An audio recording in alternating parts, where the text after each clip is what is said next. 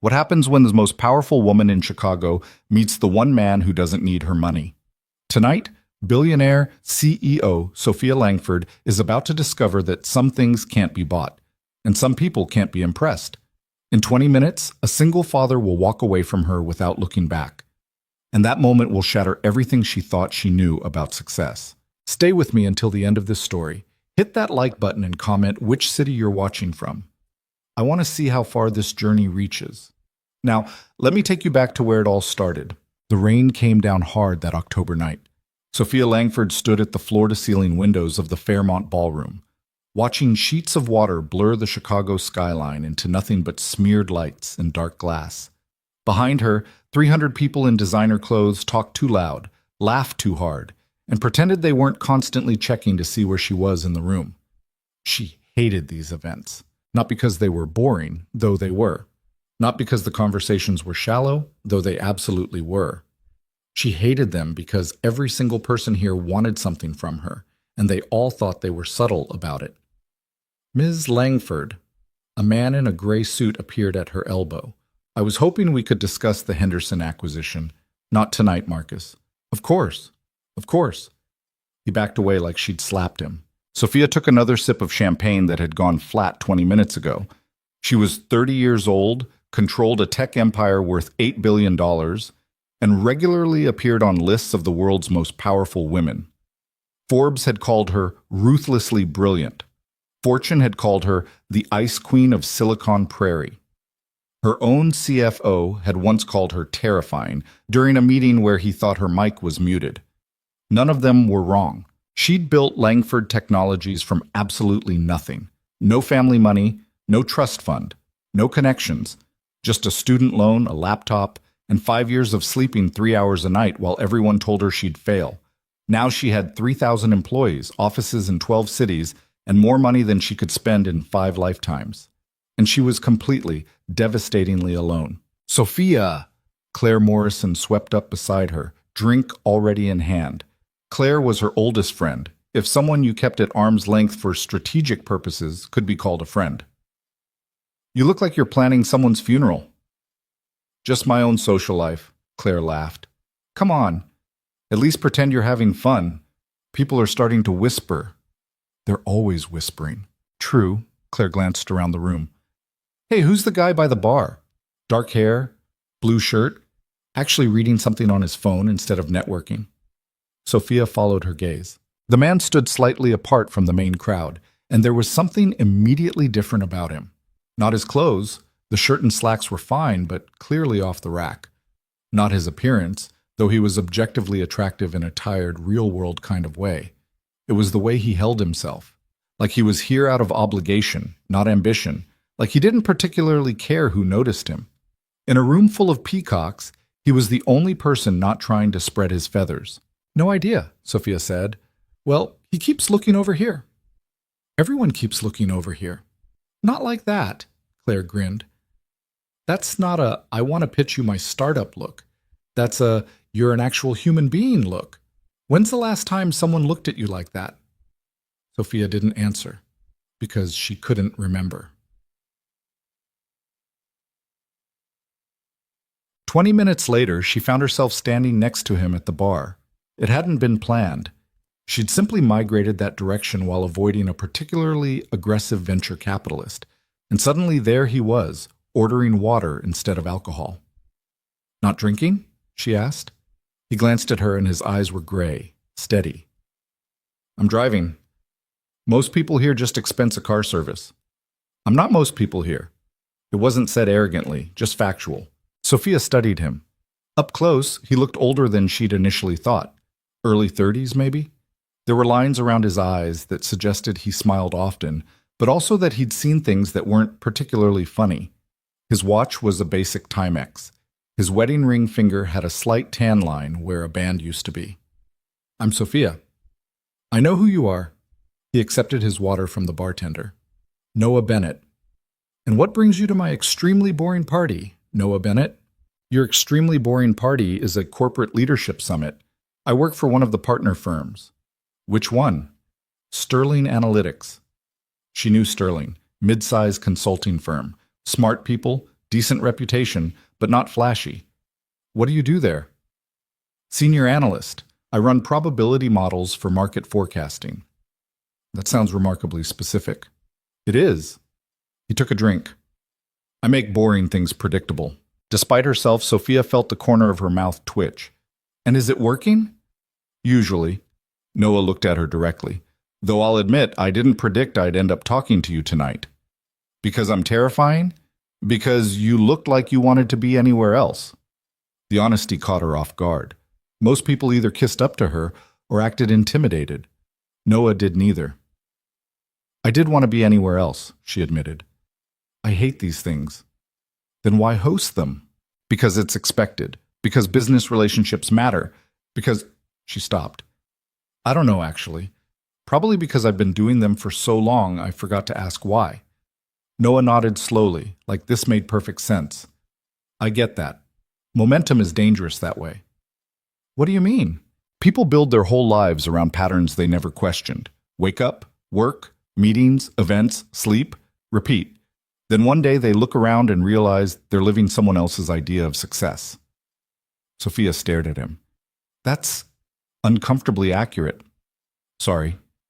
Don't be. She leaned against the bar. So what's your version of success then? For the first time, something shifted in his expression. Not quite a smile, but softer. Being where I'm supposed to be when I'm supposed to be there. That's it? That's everything. Before she could respond, Noah checked his watch, that basic Timex, and his face changed. I need to go. Now! It's barely 9. I know.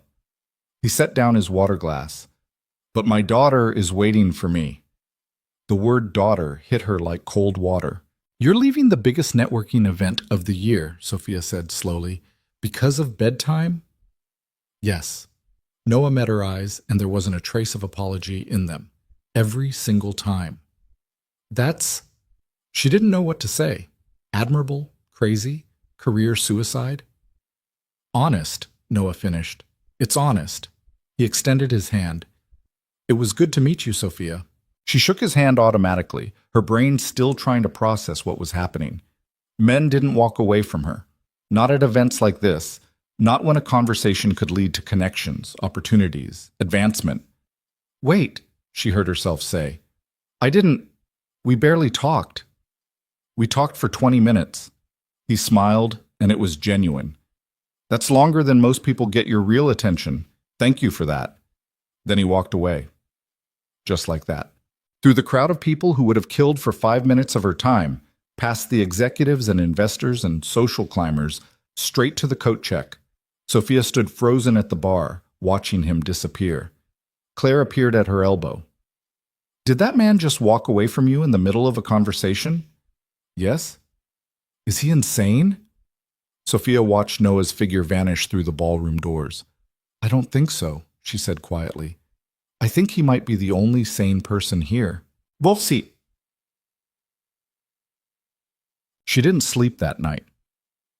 At 2 a.m., Sophia stood in her penthouse apartment, 4,000 square feet of glass, steel, and carefully curated emptiness, and couldn't stop replaying the conversation. My daughter is waiting for me. 4 years of building Langford Technologies into an empire, and no one had ever said anything to her that felt that real, that certain, that completely unbothered by who she was or what she could offer. Noah Bennett had walked away from her like she was just another person at a party, and somehow that felt more intimate than any of the careful flattery she heard every day. Her phone buzzed. Email from Singapore. She ignored it. The city stretched out below her windows, millions of lights representing millions of lives she'd never know. Somewhere out there, Noah Bennett was probably reading his daughter a bedtime story. Or maybe she was already asleep and he was doing whatever single fathers do when the house is finally quiet. Sophia realized she had no idea what that life looked like. Her own childhood had been fractured. Parents who divorced when she was 8, a mother who remarried 3 times and forgot to call on birthdays, a father who moved to Arizona and started a new family, like the first one had been a rough draft. She'd raised herself, more or less, got into Northwestern on scholarship, graduated top of her class, built a company because building something that couldn't leave felt safer than trusting people who could. And now she was 30, successful beyond measure, and didn't have a single person who'd notice if she didn't come home. Her phone buzzed again. Tokyo this time. She picked it up and threw it across the room. It landed on the couch, still buzzing. Barceau.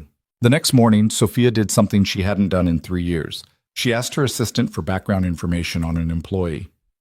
Noah Bennett, she said, keeping her voice carefully neutral. Senior analyst at Sterling. I want to know why he's still in that position. Her assistant, Jennifer, a frighteningly competent woman who'd been with her since year one, didn't even blink. I'll have something by lunch. The report arrived at 11:47 a.m. Sophia read it twice. Noah Bennett, age 32. Hired by Sterling Analytics 6 years ago, fresh out of a PhD program in applied mathematics. Initial performance, exceptional. Promoted twice in his first 18 months, offered a junior partnership at age 28. He turned it down. Offered again at 29. Turned it down again. At 30, offered a director position that would have put him on track for senior leadership. Also declined. His current supervisor's notes were telling. Brilliant analyst, refuses advancement, won't work past 5 p.m. under any circumstances. Turned down the Millbrook project despite being the most qualified. Not a team player when it comes to flexibility. But then, buried in the middle of his HR file, she found it. Emergency contact. Emma Bennett, daughter, age 7.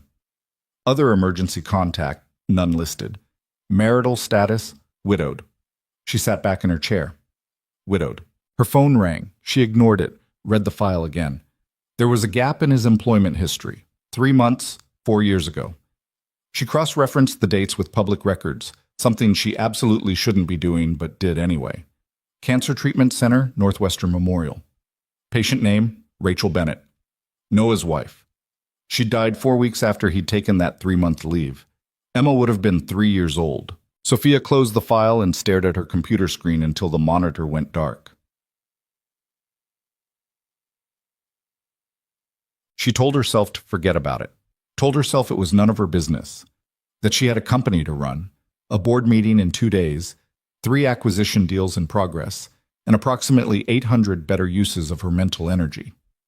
But that afternoon, when she should have been reviewing Q3 projections, she instead found herself looking up Sterling Analytics' client project list. Noah's name appeared on 17 active engagements, all of them strategic, all of them high value. And every single one had notes indicating he was the lead analyst, but refused project management responsibilities. Delivers excellent work, but inflexible on hours. Won't attend client dinners or off-site meetings, unavailable for emergency weekend work.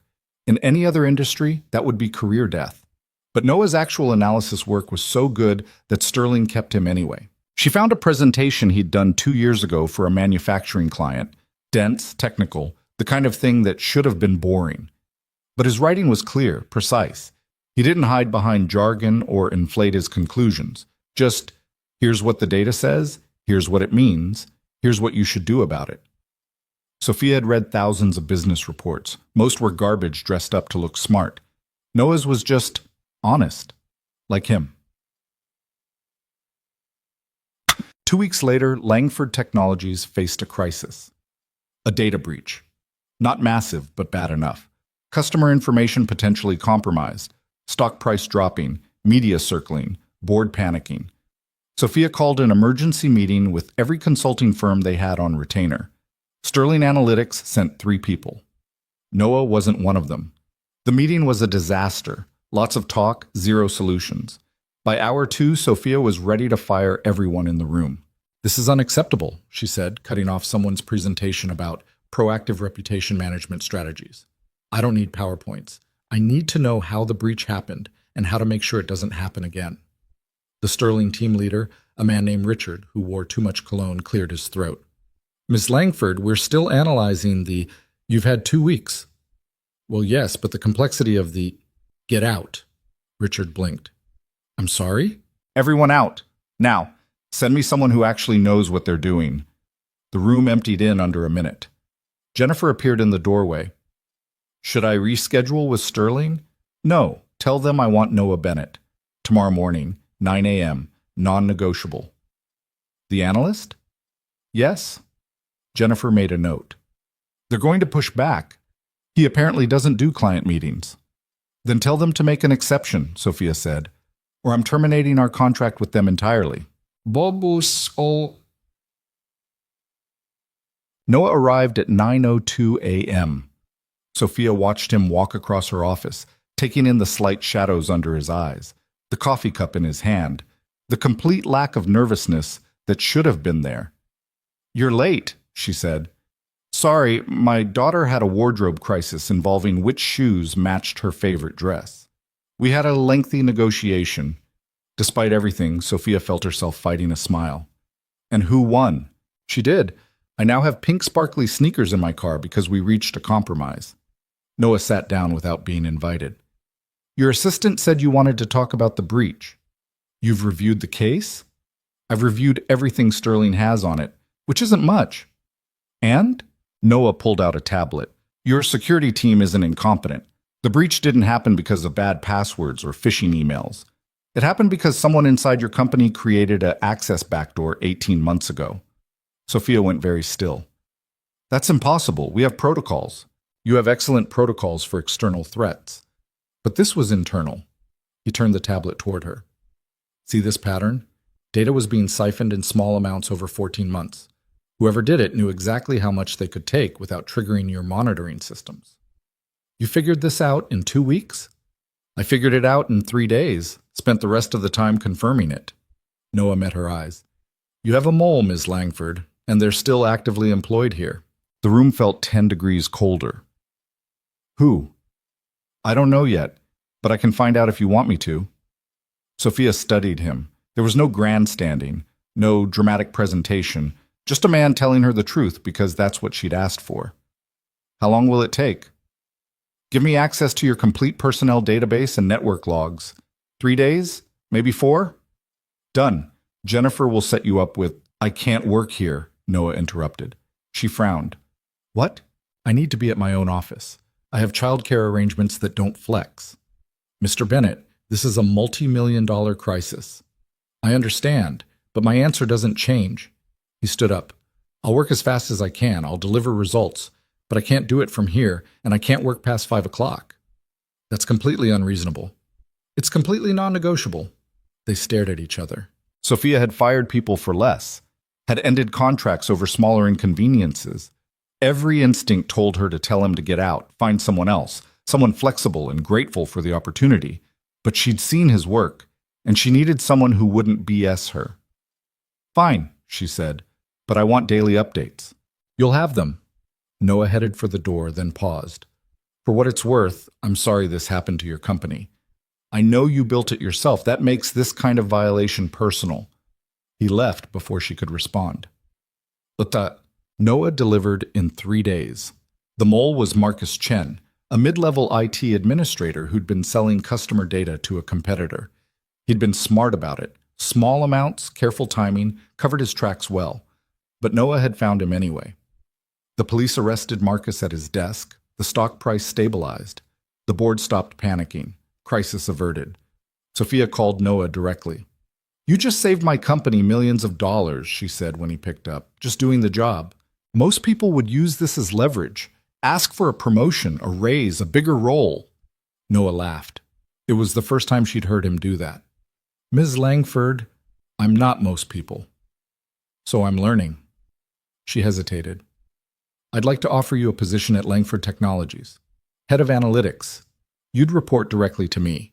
Salary? No. You didn't let me finish. I don't need you to. The answer is no. Sophia felt something twist in her chest. Frustration, maybe. Or something uncomfortably close to hurt. Can I ask why? Because that job would own my life. And my life isn't for sale. Everyone's life is for sale, Mr. Bennett. It's just a question of price. That's the saddest thing I've heard all week. The words were gentle, but they landed like a punch. I didn't mean... Sophia stopped. I'm not trying to insult you. I know. You're trying to understand me. Noah's voice softened. Here's the thing. 4 years ago, my wife died. And in the hospital, right at the end, she made me promise something. She made me promise that Emma would always know her father showed up, that I wouldn't let work or money or ambition take me away from being her dad. Sophia sat down. Noah, I have a good job. It pays well enough. It lets me be home when she needs me, and that's all I want. Not because I lack ambition, but because I already have everything that matters. She didn't know what to say to that. Didn't know how to argue with someone who'd already found what she was still desperately searching for. You're a better person than I am, she said quietly. I doubt that. But maybe I just have clearer priorities. He paused. If you ever want to talk about what actually matters instead of what looks impressive on paper, call me. Otherwise, I hope you find someone great for that position. He hung up. Sophia sat in her office until the sun went down, staring at nothing. That weekend she drove to Emma's school. She didn't plan it, didn't know she was going to do it until she was already in the car, GPS routing her to Roosevelt Elementary on the northwest side. It was Saturday morning. The parking lot was nearly empty except for a few cars near the playground. One of them was Noah's. She recognized it from the company database, a 5-year-old Honda Civic with a car seat in the back. Sophia parked 3 spaces away and watched. Noah stood near the swings, pushing a little girl who shrieked with laughter every time she went high. The girl, Emma, obviously, had dark hair like her father's and wore the pink sparkly sneakers he'd mentioned. Higher, Daddy. Any higher and you'll achieve orbit. I want to achieve orbit. Noah laughed and pushed harder. Sophia watched them through her windshield, something painful expanding in her chest. This was what he'd walked away from her party for. This was what he chose over promotions and money and opportunity. A little girl on a swing. And watching them, Sophia understood with devastating clarity that Noah wasn't the one who'd walked away from something valuable that night. She was. Emma jumped off the swing mid-arc, landed badly, and scraped her knee. Noah was there in seconds, kneeling beside her, checking the scrape, while Emma tried very hard not to cry. You're okay, he said gently. Just a scratch. You're tough. It hurts. I know, but you know what helps? What? Ice cream. Emma's tears stopped immediately. Chocolate? Is there any other kind? Sophia put the car in reverse and left before they could see her. Consent. Monday morning, she called her assistant. Jennifer, I want to make a donation. To what organization? Roosevelt Elementary, Northwest Side. I want to fund their entire arts program for the next 3 years, anonymously. Jennifer paused. That's unusually specific. Just do it. How much are we talking? Whatever it takes. New supplies, teacher salaries, field trips, everything. I want those kids to have the best arts education in the city. Consider it done. Jennifer made notes. Can I ask what prompted this? Sophia thought about Emma's laugh, about Noah's hands checking her scraped knee, about the way he'd said ice cream like it was the solution to everything. No, she said. You can't. Shut. The weeks blurred together. Board meetings, product launches, acquisitions, the normal chaos of running an empire. But Sophia found herself thinking about Noah at strange moments, during presentations, in the middle of negotiations, late at night when the city was quiet and her penthouse felt like a museum. She told herself it was just curiosity, professional interest. He was an outlier in a world of predictable people, and outliers were always interesting, but that wasn't it. The truth was simpler and more terrifying. Noah Bennett had shown her a different version of success, and she couldn't unsee it. 3 weeks after the data breach, she did something unprecedented. She left work at 4:30 p.m. Jennifer stared at her like she'd announced she was joining a cult. You're leaving? Now? You have a call with London at 5. Reschedule it. But they've been waiting for... Jennifer, reschedule it. She drove to Roosevelt Elementary without knowing why. The parking lot was full of parents picking up kids. Sophia sat in her car, a BMW that cost more than most of these families made in a year, and watched. At 3:15 exactly, the doors opened and children poured out. Emma ran straight to Noah, who caught her and spun her around like she weighed nothing. Daddy, guess what? You discovered a new planet? No, Emma giggled. We're getting a new art teacher and new supplies, and there's going to be a play. That's amazing, sweetheart. Ms. Rodriguez said someone donated a whole bunch of money, like a secret superhero. Noah smiled. Well, whoever it is, they must really believe in art. I'm going to make them the best painting ever to say thank you. I'm sure they'd love that. Sophia's hands tightened on the steering wheel. Emma spotted something across the parking lot, another little girl, and took off running. Noah followed at a more reasonable pace, hands in his pockets, completely unaware he was being watched. Sophia took a shaky breath. This was insane. She was a billionaire CEO sitting in an elementary school parking lot, watching a man who'd made it clear he wasn't interested in anything she could offer. But she couldn't make herself leave, couldn't make herself stop wondering what it would feel like to be part of something this simple, this real. To have someone run toward you like Emma ran toward Noah. To matter to someone because of who you were, not what you built. Her phone rang. The office. She sent it to voicemail. Across the parking lot, Noah helped Emma into her car seat, listening to her chatter about her day with the kind of attention Sophia usually reserved for multi-million-dollar deals. And watching them, Sophia Langford, who'd built an empire on being smarter, tougher, and more ruthless than everyone else, finally admitted something she'd been avoiding for weeks. She was lonely. Not alone. Lonely. And all the money in the world couldn't fix it. The fourth time Sophia drove to Roosevelt Elementary, she actually got out of the car. It was a Tuesday. She'd left a product launch meeting early, something that would have been unthinkable 6 months ago, and found herself pulling into the now familiar parking lot at 3:10 p.m. This time, she didn't just watch. She walked toward this building, her heels clicking on the pavement, feeling absurdly out of place in her tailored suit while surrounded by parents in jeans and sweatshirts. A few of them glanced at her, probably wondering if she was lost. She was, just not in the way they thought. The school doors opened and the flood of children began. Sophia stood off to the side, scanning the crowd for a little girl with dark hair and pink sneakers. Emma appeared third in line, talking animatedly to another girl. She hadn't spotted Noah yet, and Noah wasn't in his usual spot by the bike racks. Emma's face fell when she looked around and didn't see him. The other girl's mother came to collect her daughter, and Emma stood alone, clutching her backpack straps. Sophia checked her watch. 3:17. Noah was never late. At 3:19, Emma's lower lip started to tremble. Sophia found herself walking over before she'd consciously decided to. Emma? The little girl looked up, eyes shining with the beginning of tears. My daddy's not here. I'm sure he's just running a little late. He's never late, Emma's voice cracked. Never, ever. Sophia crouched down, not caring that her Prada skirt was touching the dirty pavement. What's your teacher's name? Miss Rodriguez. Okay, let's go find Miss Rodriguez and...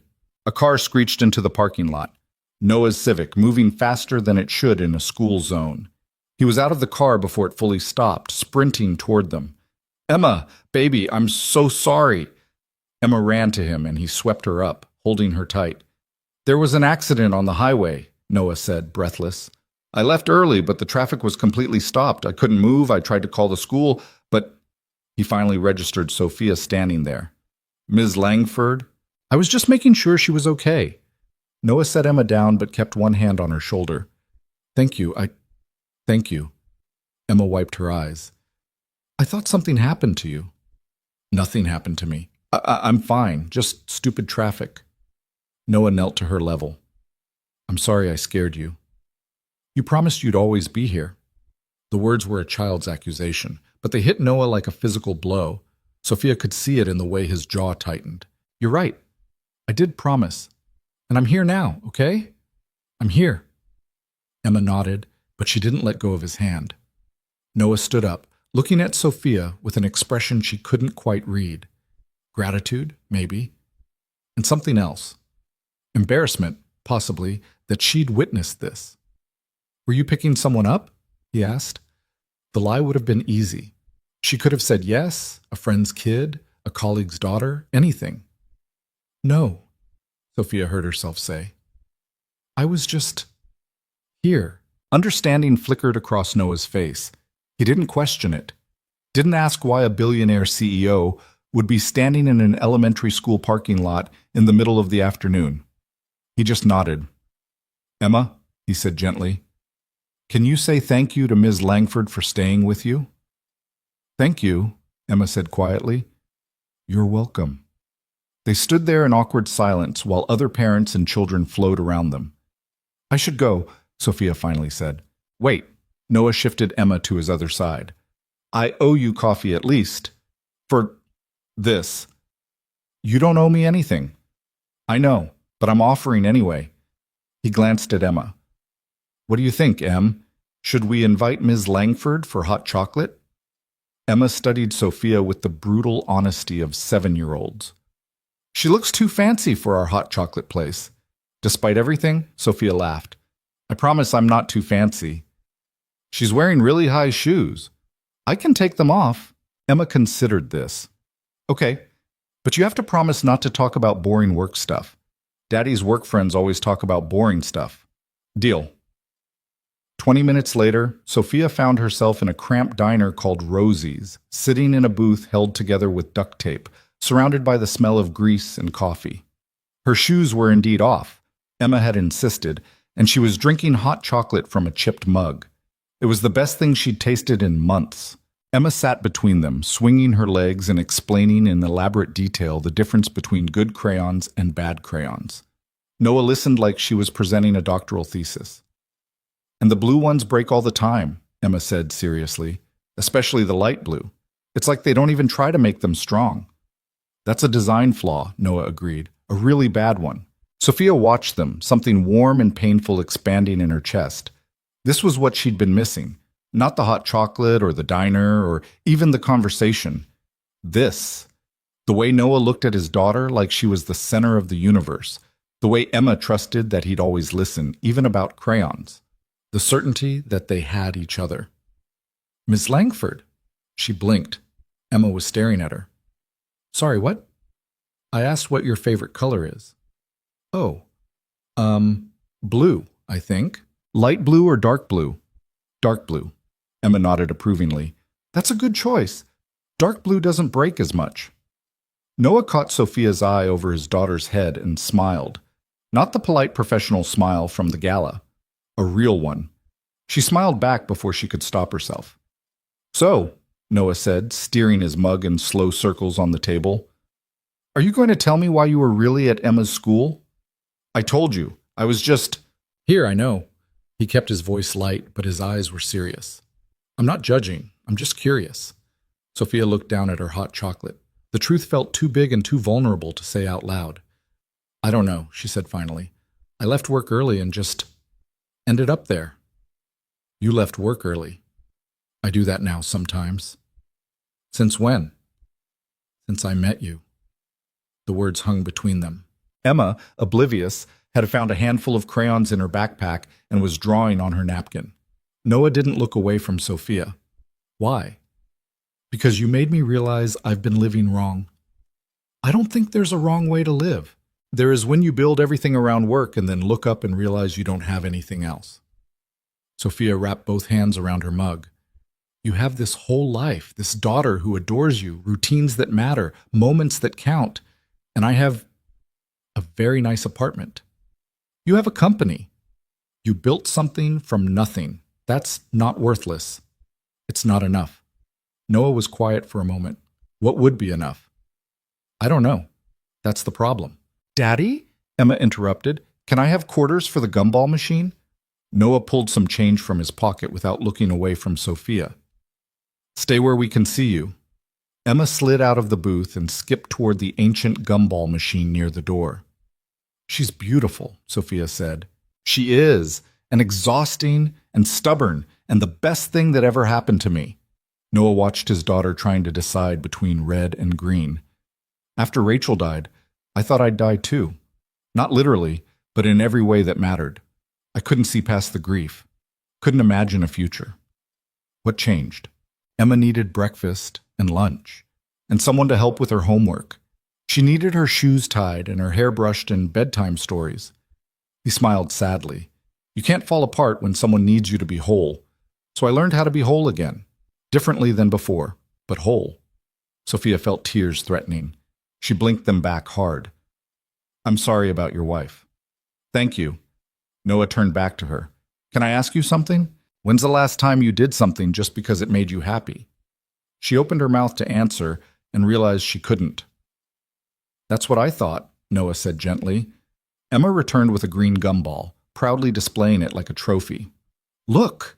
Perfect choice, Noah said. They stayed for another hour. Emma drew pictures while Noah and Sophia talked about everything except work. Books, Chicago winters, the weird satisfaction of finding a good parking spot. Normal things. Human things. Sophia couldn't remember the last time she'd had a conversation like this. When they finally left, the sun was setting, painting the sky orange and pink. Noah walked Sophia to her car while Emma collected stray leaves from the parking lot. "Thank you," Sophia said, "for the hot chocolate. Thank you for staying with Emma today. That meant a lot." "I didn't do anything." "You did more than you think." Noah hesitated. "Look, I don't know what you're looking for or why you keep showing up at my daughter's school, but whatever it is, I hope you find it." "What if I don't know what it is?" "Then maybe start with what makes you feel like yourself. Not like a CEO or a billionaire or whatever Forbes calls you. Just yourself." "I'm not sure I know who that is anymore." "Then that's where you start." Emma ran back with a handful of leaves. "Daddy, can Ms. Langford come to my school play?" Noah looked at Sophia. "You don't have to." "When is it?" Sophia asked. 3 weeks, November 15th at 7. "I'll be there." Emma beamed. "Really?" "Really." Driving home, Sophia realized she'd just committed to a second-grade play. She had a board dinner that night, could probably reschedule it. Should definitely reschedule it. She scheduled it anyway. At a red light, she caught her reflection in the rearview mirror and barely recognized herself. Her lipstick had worn off, her hair was loose from its usual tight bun. She was holding a napkin with Emma's crayon drawing, a stick figure family labeled Daddy Me and the Fancy Lady. She put it in her glove compartment instead of throwing it away. When she got home, Jennifer called immediately. "Where were you? The London office has been trying to reach you for 3 hours." "I was busy." "With what?" "Personal matters." Jennifer paused. In 4 years of working together, Sophia had never used that phrase. "Are you okay?" Jennifer asked carefully. "I don't know," Sophia said honestly, "but I think I'm trying to be." Over the next 2 weeks, Sophia kept leaving work early. Not every day, but enough that people noticed. Enough that her CFO made a joke about her new hobby during a meeting. She started showing up at Roosevelt Elementary, not to watch from her car anymore, actually showing up. At first, she just walked the grounds, sat on a bench near the playground, watched kids play during recess through the fence. Then one afternoon, a teacher approached her. "Can I help you find something?" The woman was older, maybe 60, with kind eyes and paint stains on her cardigan. Her name tag read Ms. Rodriguez. "I'm just observing," Sophia said, which sounded creepy the moment it left her mouth. "Are you thinking about enrolling a child here?" "No, I don't have children." Ms. Rodriguez sat down on the bench beside her. "But you're here anyway." "I made a donation to the arts program. I wanted to see how it was being used." "You're the secret superhero." Ms. Rodriguez smiled. "The kids have been speculating about who you are. Most think you're a wizard." Despite herself, Sophia laughed. "Close enough." "That donation changed everything for us. We were about to cut the program entirely. Now we have supplies, field trips planned, guest artists coming in." Ms. Rodriguez gestured toward the playground where kids were drawing with sidewalk chalk. "You gave these kids their creativity back." Sophia watched a little girl, not Emma, drawing an elaborate hopscotch grid. "I just wrote a check." "You did more than that. You saw a need and filled it. That matters." Miss Rodriguez stood up. "We're always looking for volunteers if you're interested. Reading partners, art assistants, field trip chaperones." "I don't know anything about kids." "Neither did I before I started teaching. You learn." She handed Sophia a flyer. "Think about it." That night, Sophia filled out the volunteer application. She told herself it was just curiosity, a way to see where her money was going. Definitely not because she wanted to be part of something that mattered in a way that quarterly earnings didn't. Definitely not because she wanted to see more of Noah and Emma. The background check came back clean, obviously. And 2 weeks later, Sophia Langford found herself standing in a second-grade classroom wearing jeans and a sweater instead of a suit. It was terrifying. 23 7-year-olds stared at her like she was an alien, which, in this environment, she basically was. Ms. Rodriguez clapped her hands. "Class, this is Miss Langford. She's going to be helping with our art projects on Tuesdays and Thursdays. Hi, Miss Langford, the class chorused. Emma sat in the third row, eyes wide with surprise. She clearly hadn't expected the fancy lady to show up here. Neither had Sophia, honestly. Today we're making collages, Ms. Rodriguez explained. Grab magazines, scissors, glue, and help them cut out pictures that represent their favorite things. It should have been simple. It was chaos. Kids arguing over magazines, glue everywhere. One boy tried to eat the glue stick. A girl burst into tears because someone else cut out the picture of the puppy she wanted. Sophia had negotiated with hostile boards, fired executives, navigated corporate warfare. None of it had prepared her for this. Ms. Langford! A small hand tugged her sleeve. Tommy took my scissors! Did not. Did too. Sophia looked helplessly at Ms. Rodriguez, who just smiled and mouthed, You've got this. She didn't have this, but she tried anyway. By the end of class, her sweater had glue on it, her hair had somehow acquired glitter, and she'd mediated approximately 17 disputes. She'd also never felt more alive. Emma approached her as the kids were cleaning up. You came back. I did. Why? It was the same question Noah had asked, the same question Sophia kept asking herself. Because I wanted to, she said, and meant it. Emma considered this. Okay, but next time you should wear clothes that can get messy. Those are too nice. Noted. That afternoon, waiting in the parking lot for Noah to arrive, Sophia checked her phone for the first time in 3 hours. 47 emails, 12 missed calls, 3 texts from Jennifer asking if she'd been kidnapped. She put the phone away. Noah pulled up at 3:15 exactly, saw Sophia standing there with glitter in her hair, and started laughing. What happened to you? Second grade art class happened to me. You volunteered? Apparently I did. Emma ran to him. Daddy, Miss Langford helped us make collages, and she's really bad at it, but she tried really hard. Thanks, Em, Sophia said dryly. Noah was still grinning. So the corporate raider has been defeated by collages. Completely destroyed. How does it feel? Sophia thought about the chaos, the glue, the arguments about scissors, the little girl who'd showed her 17 pictures of her cat and explained each one in detail. Good, she said. It feels good. Something shifted in Noah's expression. You're serious about this. I think I am. Why? I'm still figuring that out. They stood there while other parents came and went. Emma had found a friend, and they were comparing their collages. Do you want to grab coffee? Noah asked suddenly. Actual coffee, not diner hot chocolate? Don't you have to get home? Emma has a play date at her friend's house. I have 2 hours of freedom. He said it like it was a rare treasure, which for him, it probably was. Then yes. They ended up at a quiet cafe 3 blocks from the school. Emma went home with her friend Mia and Mia's very enthusiastic mother, who winked at Noah in a way that suggested this was a setup. Noah pretended not to notice. Sophia pretended she didn't care. They both ordered black coffee and sat by the window. So, Noah said, volunteering at my daughter's school. That's either very sweet or very concerning. I haven't decided which yet. Fair enough. He wrapped his hands around his mug. Can I ask you something? You're going to anyway. True. He smiled slightly. Why are you really doing this? And please don't say you just want to help. Billionaires who just want to help don't show up twice a week covered in glitter. Sophia looked out the window, cars passing, people walking, normal life happening all around them. I'm 30 years old, she said quietly. I've built a company worth billions. I'm on magazine covers.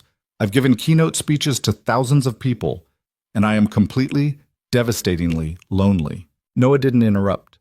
I go home to an empty apartment every night. I work 80-hour weeks. My last relationship ended 3 years ago because I missed our anniversary dinner for a conference call. I don't have close friends.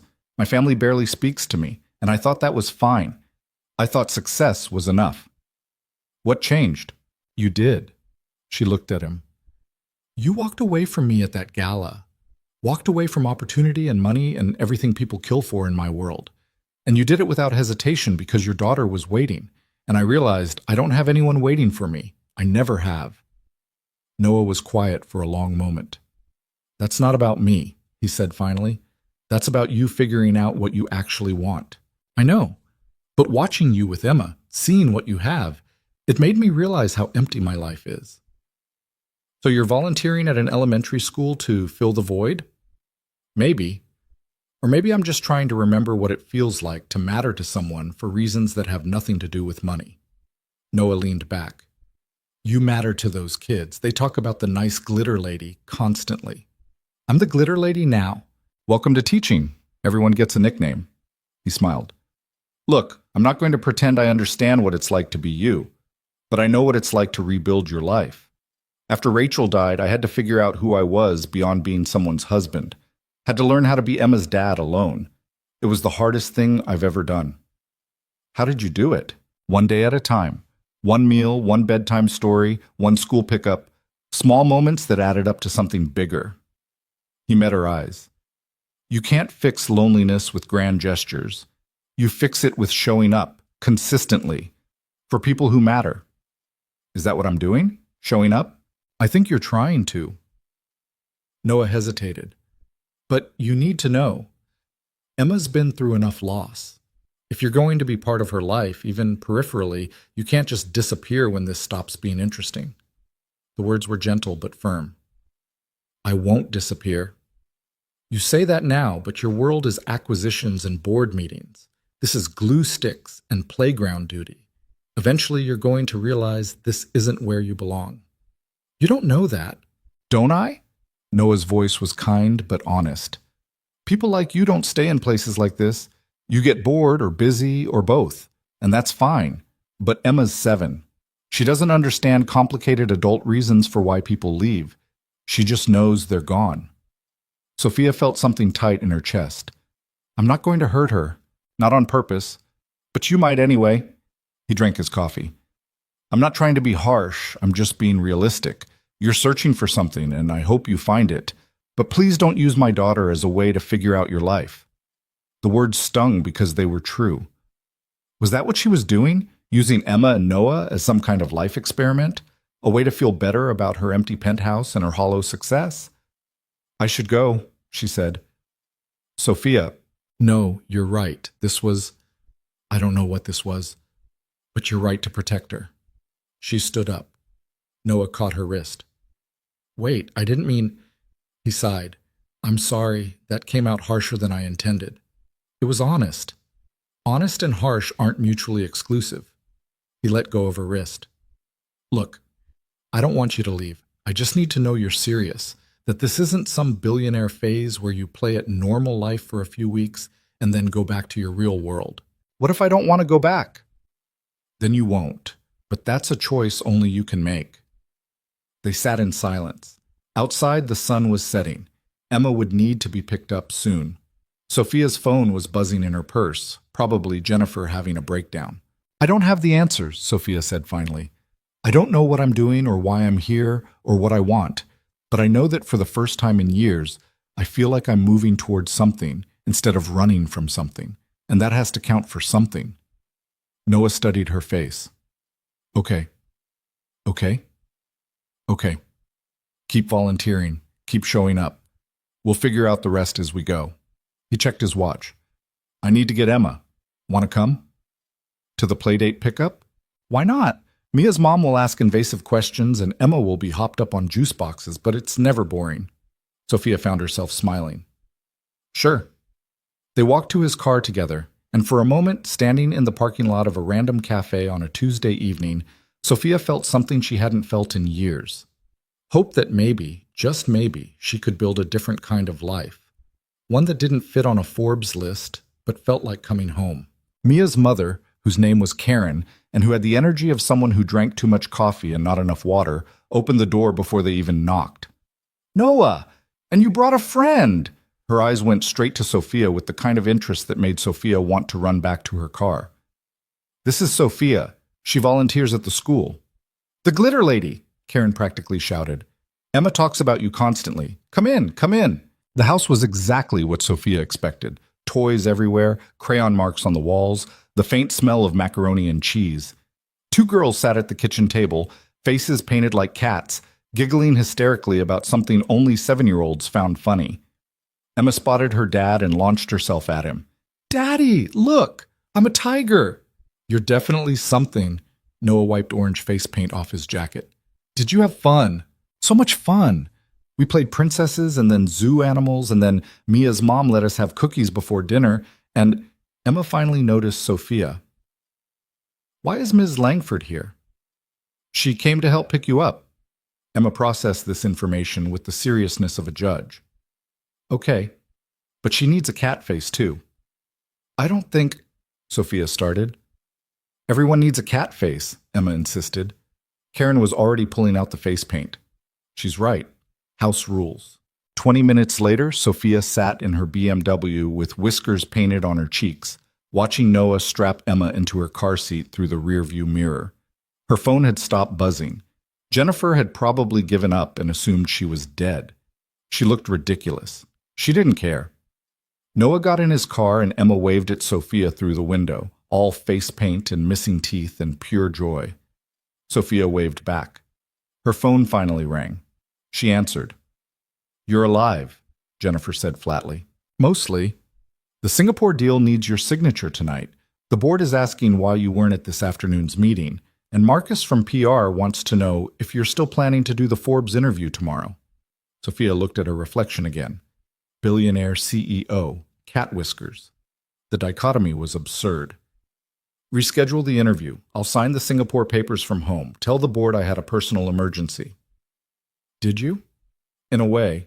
Jennifer was quiet for a moment. Boss, are you okay? You've been different lately. Different how? Different like you're becoming an actual human being instead of a work robot. It's unsettling. Despite everything, Sophia laughed. I'll try to be more robotic tomorrow. Don't. I kind of like this version better. Sophia drove home through evening traffic, still wearing the whiskers. At a red light, a man in the next car stared at her. She stared back until he looked away. Her apartment felt even emptier than usual. She poured a glass of wine, signed the Singapore documents, and sat by the window looking at the city. Her phone buzzed. A text from an unknown number. Emma wanted me to tell you that you made a very good cat. This is Noah, by the way. Sophia smiled. How did you get my number? You're in the school volunteer directory. Emma is now demanding I tell you that tigers are better than cats, but you did good anyway. Please tell Emma that tigers are technically big cats, so I'm taking the compliment. 3 dots appeared. Disappeared. Appeared again. She says you're smart and can come to her birthday party next month if you want. Sophia stared at the message. A 7-year-old's birthday party. She'd probably be the only adult there who wasn't a parent. She'd have to buy a present. Probably sing songs. Definitely eat cake. I'd love to come. Fair warning, it's at an indoor playground. Very loud. Lots of screaming children. I negotiate with venture capitalists. I can handle screaming children. Famous last words. Sophia fell asleep that night with her phone on her chest, a smile on her face, and cat whiskers still faintly visible on her cheeks. The next morning, she woke up to 17 missed calls and a minor crisis at work. One of their largest clients was threatening to walk over a product delay. The kind of crisis that would have consumed her entire day 6 months ago. She handled it in 90 minutes, delegated the follow-up, and left the office at 2. Her executive team looked at her like she'd grown a second head. I have a commitment, was all she said. The commitment was art class at Roosevelt Elementary, where 23 children were attempting to paint self-portraits, and somehow getting more paint on themselves than on paper. Emma had painted herself with purple hair and wings. That's very creative, Sophia said, studying the masterpiece. Ms. Rodriguez says art is about expressing yourself. Ms. Rodriguez is right. So if I express myself with purple hair, can I get real purple hair? That's a conversation for your dad. Emma grinned. He'll say no. Probably. They worked in comfortable silence for a while. Sophia helped kids mix colors, found lost paintbrushes, and wiped up approximately 3 gallons of spilled water.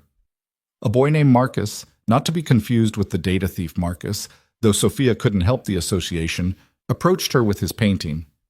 Is this good? He asked nervously. The painting was of a house. Just a house. Simple and careful and completely lacking the wild creativity of the other kids' work. It's very good, Sophia said. Tell me about it. It's my house. That's my room. He pointed to a window. And that's where my mom's flowers are. Do you help her with the flowers? Marcus nodded. Every Sunday. She says I'm good at remembering to water them. That's an important skill. He smiled, relaxed now. My dad says I should paint something cooler, like robots or dinosaurs. Sophia knelt down to his level. Can I tell you something? What? The best art is honest art, and if you love that house and those flowers, that's what you should paint. Don't paint what other people think is cool. Paint what matters to you. Marcus considered this. Okay. He went back to his seat, and Sophia stood up to find Ms. Rodriguez watching her. You're good at this, the teacher said quietly. At what? Seeing them. Really seeing them. Miss Rodriguez started collecting brushes. A lot of volunteers just go through the motions, but you actually care. They're easy to care about. Not for everyone. Miss Rodriguez paused. Emma told me you're a very important businesswoman. Emma talks a lot, apparently. She does. But she also said you're sad sometimes. She can tell. Sophia felt something catch in her throat. Kids are perceptive. More than we give them credit for. Miss Rodriguez handed her a stack of paintings to hang up. Whatever brought you here, I'm glad it did. These kids need adults who see them as people, not just students or problems to solve. That night, Sophia stayed late at the school, helping set up for the fall festival. She strung lights, arranged tables, and listened to Emma chatter about every thought that passed through her 7-year-old brain. Noah showed up at 5:30 with coffee for both of them. You didn't have to do this, he said, gesturing at the decorated gym. I wanted to. He handed her a cup. You keep saying that. Because it keeps being true. They worked together in easy silence, moving chairs and tables. Other parents filtered in and out. A few recognized Sophia. One had read about her in the business section. She deflected questions politely and went back to work. You're good at that, Noah observed. At what? Being normal, turning off the CEO thing. I'm not sure I'm good at it, but I'm trying. Emma ran up with a construction paper turkey she'd made. Look! That's amazing, Noah said. It's for our table for Thanksgiving. Sophia felt something twist. Thanksgiving. A family holiday. She hadn't celebrated it properly in years, usually just worked through it or had a catered meal alone. We do Thanksgiving at my brother's house, Noah said, reading her expression. Big family thing. Loud, chaotic, too much food. Sounds nice. It's exhausting, but good exhausting. He paused. You should come. Emma gasped. Yes, Ms. Langford should come. I couldn't intrude on your family. You're not intruding if we're inviting you, Noah said. Besides, my brother's wife already makes enough food to feed a small army. One more person won't matter. Please, please, please, Emma begged. Sophia looked at them both. Noah's genuine invitation, Emma's hopeful face, and felt her carefully constructed walls cracking. Okay, she heard herself say. I'd love to. Emma cheered and ran off to tell her friend Mia the news. You don't have to, Noah said quietly. I know Emma can be overwhelming. I want to. I haven't done a family holiday in a long time. Then it's about time you did. 3 weeks passed in a blur of work and volunteering and slowly rebuilding her life into something that resembled balance. Sophia still put in long hours, still closed deals and managed crises. But she also left at 3 on Tuesdays and Thursdays, started saying no to evening meetings, stopped checking email at midnight. Her board noticed. Some approved. Others whispered about her losing focus. She stopped caring what they whispered. Emma's birthday party arrived on a Saturday in November. Sophia showed up at Bounce Galaxy, an indoor playground that was exactly as loud and chaotic as Noah had warned, with a carefully chosen present and no idea what she was doing. 20 children descended on Noah the moment they arrived, all screaming his name. He handled it with the patience of a saint. Emma spotted Sophia and ran over. You came! You came! Of course I came. Did you bring a present? Emma, Noah said warningly. What? I'm just asking. Sophia handed her the wrapped box. Emma tore into it immediately, no patience for savoring the moment, and gasped. A real art set, with the good paints. I checked with your art teacher about which ones were best. Emma hugged her, fierce and sudden, and surprisingly strong for a 7-year-old. Sophia froze for a second, then hugged back. Thank you, thank you, thank you. You're welcome. The party was organized chaos. Kids everywhere, climbing, jumping, screaming with joy. Parents clustered in groups, drinking bad coffee and making conversation. Sophia found herself sitting with Noah's brother David and his wife Michelle. "So, you're the famous Sophia," Michelle said with a knowing smile. "I don't know about famous. Emma talks about you constantly. The glitter lady who's teaching her about art and business and being strong. I'm not teaching her anything, just helping with art class." David laughed. "My brother's been different since he met you." "Different how?" "Lighter. He smiles more, actually talks about something other than Emma occasionally." David lowered his voice. "Don't get me wrong, he's an amazing dad. But after Rachel died, he kind of disappeared into being just Emma's father. Nothing else. It's good to see him being a person again." Sophia didn't know what to say to that. Michelle elbowed her husband. "Stop making it weird." "I'm not making it weird." "You're definitely making it weird." Across the room, Noah was helping Emma and 3 other kids navigate the obstacle course. He caught Sophia watching and smiled. She smiled back. The cake came out, chocolate with pink frosting and entirely too many sprinkles. Everyone sang. Emma made a wish and blew out the candles in one breath. "What did you wish for?" someone asked. "Can't tell, or it won't come true." But Emma looked right at Sophia when she said it, and Sophia felt her heart do something complicated in her chest. After the party, while other parents collected their sugar-high children, Sophia helped Noah pack up presents and leftover cake. "Thank you for coming," he said. "It meant a lot to Emma." "It meant a lot to me, too." "Yeah?" "Yeah." Sophia taped up another box. "I can't remember the last time I went to a birthday party, a real one, I mean. Not a networking event disguised as a celebration." "How'd you survive the chaos?" "Barely, but I'd do it again." Noah stopped packing.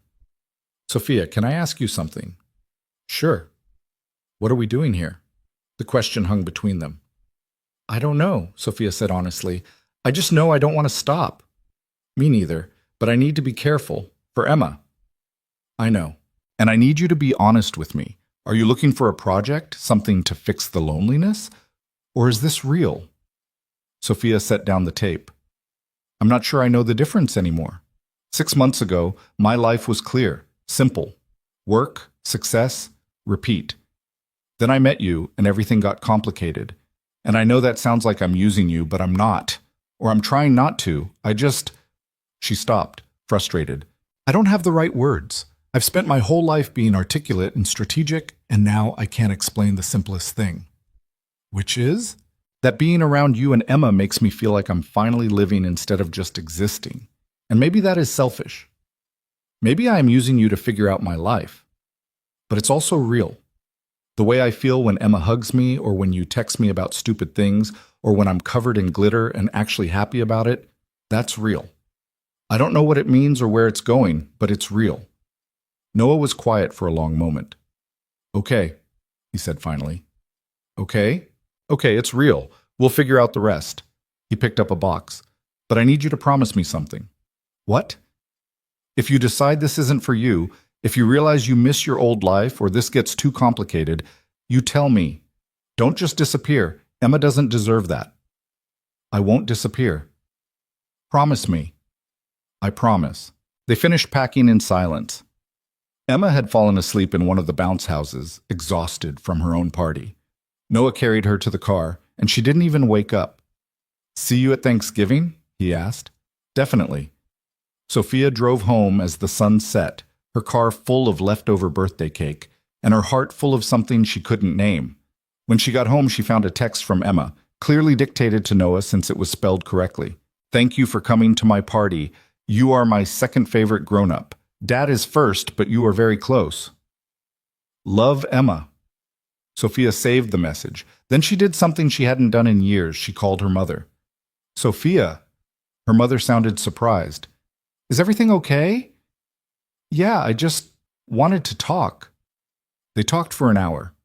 It was awkward at first. Years of distance didn't disappear in one phone call. But it was something, a start. When they hung up, her mother said, "We should do this more often." "I'd like that." Thanksgiving arrived with the kind of cold that made Chicago feel like punishment. Sophia stood outside Noah's brother's house in the suburbs, holding a bottle of wine she'd spent too long choosing, wondering if this was a mistake. The door opened before she could knock. "Miss Langford!" Emma dragged her inside. "You're here!"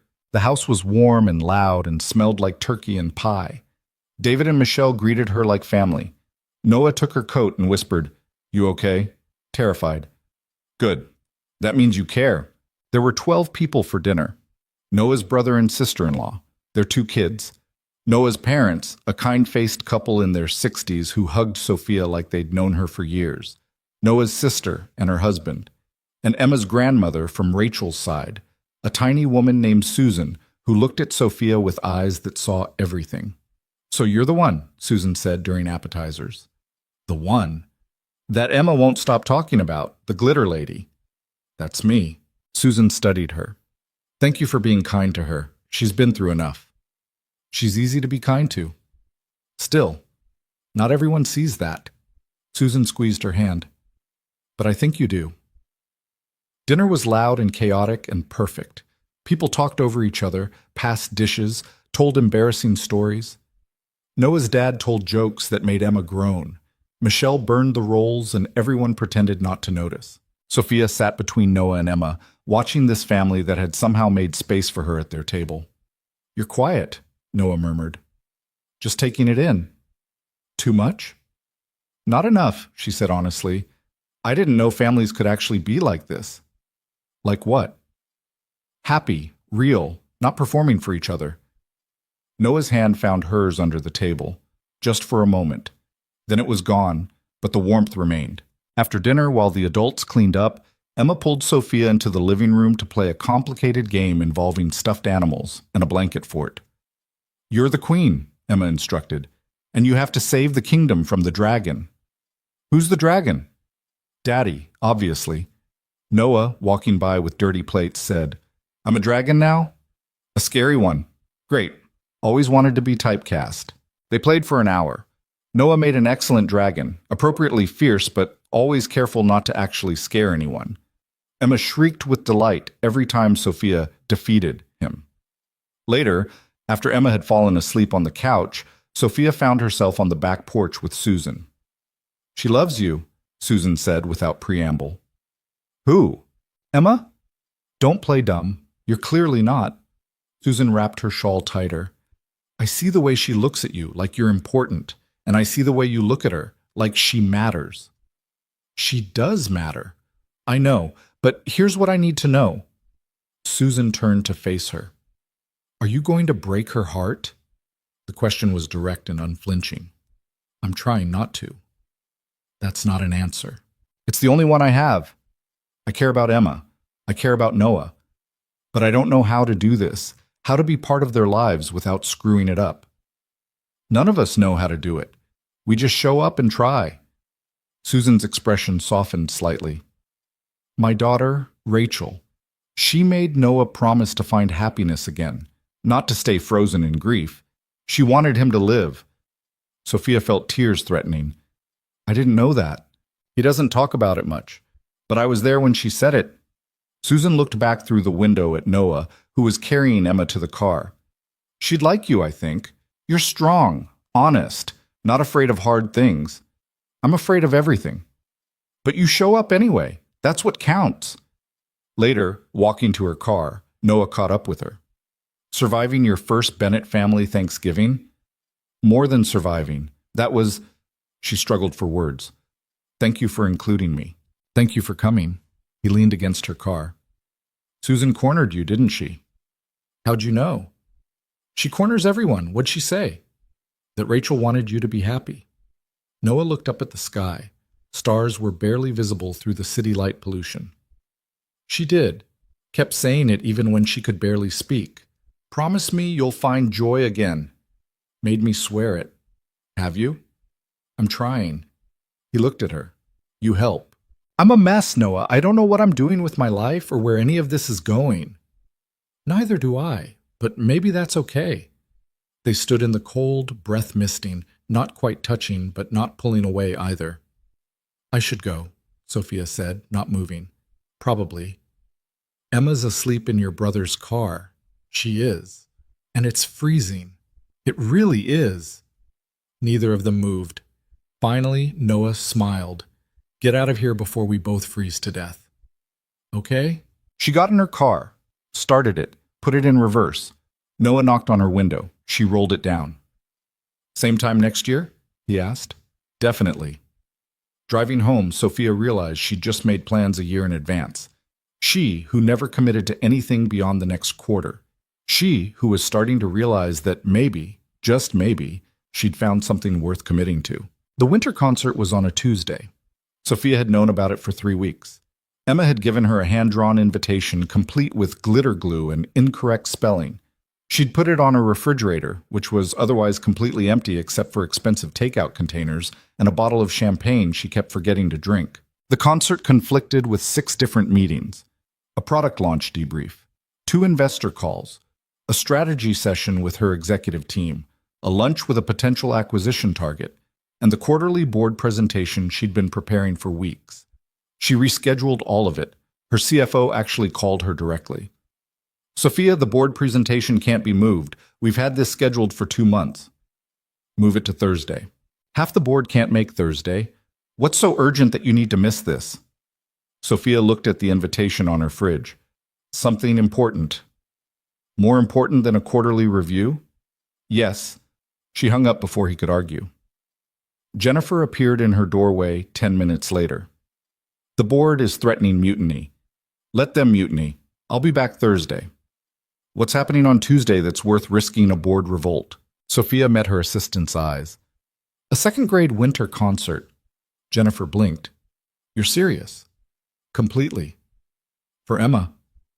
Yes. Jennifer was quiet for a moment, then smiled. Good. About time you had priorities that didn't involve quarterly earnings. You're supposed to talk me out of this. I'm supposed to support you, and right now supporting you means letting you go to a children's concert. Jennifer pulled out her tablet. I'll handle the board. You handle whatever's happening in your actual life. Sophia felt something warm spread through her chest. Thank you. Don't thank me. Just bring me back one of those programs they make. I collect them from my niece's school stuff. The night of the concert, Sophia left work at 4:30. The office was still buzzing with people working late, closing deals, chasing deadlines. 6 months ago, she would have been one of them, would have stayed until midnight and felt virtuous about it. Now she just felt relieved to be leaving. She stopped at home to change. The suit felt wrong for an elementary school gym. She put on jeans and a sweater, checked her reflection, and barely recognized herself. When had she started looking less severe, less like she was about to fire someone? The school parking lot was already packed when she arrived. Parents streaming in, most of them looking tired from their own workdays. Sophia found a spot in the back and walked toward the building, her breath misting in the December cold. Inside, the gym had been transformed. Paper snowflakes hung from the ceiling, clearly made by the students, all different sizes and levels of symmetry. String lights created a soft glow. Rows of folding chairs faced a makeshift stage decorated with construction paper trees and cotton ball snow. It was beautiful in a completely imperfect way. Sophia scanned the crowd and found Noah standing near the 3rd row, saving seats. He waved her over. You made it, he said, and the relief in his voice suggested he hadn't been entirely sure she would. I said I'd be here. I know, but you also run a billion-dollar company. I wouldn't have blamed you if something came up. Nothing's more important than this. Noah studied her face. You mean that? I do. He gestured to the saved seat. Then sit. Emma's been watching the door for 20 minutes, waiting for you to arrive. Sophia sat down and immediately felt out of place. Around her, parents chatted easily about carpools and playdates and whose turn it was to bring snacks. Normal parent things. Things she had no context for. A woman to her left leaned over. First concert? That obvious? You look terrified. Don't worry, they're actually pretty cute. Only runs about 45 minutes. Thanks. Which one's yours? The question caught Sophia off guard. Oh, I'm not. She's not mine. I'm just here for Emma Bennett. Emma, she's adorable. You're Noah's. Friend seemed too simple. Something more felt too presumptuous. I volunteer at the school. That's nice of you. The woman smiled and turned back to her husband. Noah's hand found hers between their seats. Just for a second. A squeeze that said, I know this is weird and you're doing great. She squeezed back. The lights dimmed. A teacher walked onto the stage with a microphone that squealed feedback. Parents winced. Welcome to Roosevelt Elementary's winter concert. The teacher, Ms. Rodriguez, beamed at the crowd. Our second graders have been working so hard on tonight's performance. Please hold your applause until the end and absolutely no flash photography. Every parent immediately pulled out their phones. The curtain opened, really just a sheet someone was pulling aside, and there were the kids. 23 second graders in mismatched holiday sweaters, standing on risers that were slightly too tall for some of them. Emma stood in the second row, eyes scanning the crowd frantically. Sophia raised her hand slightly. Emma's whole face lit up. She waved so enthusiastically she nearly fell off the riser.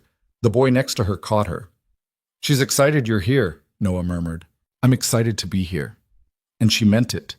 Sitting in a cramped elementary school gym on a folding chair that was already making her back hurt, surrounded by strangers, waiting for a concert that would probably be off-key and chaotic.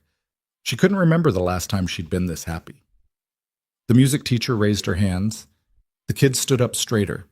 Well, most of them. One boy in the back was picking his nose. They started singing.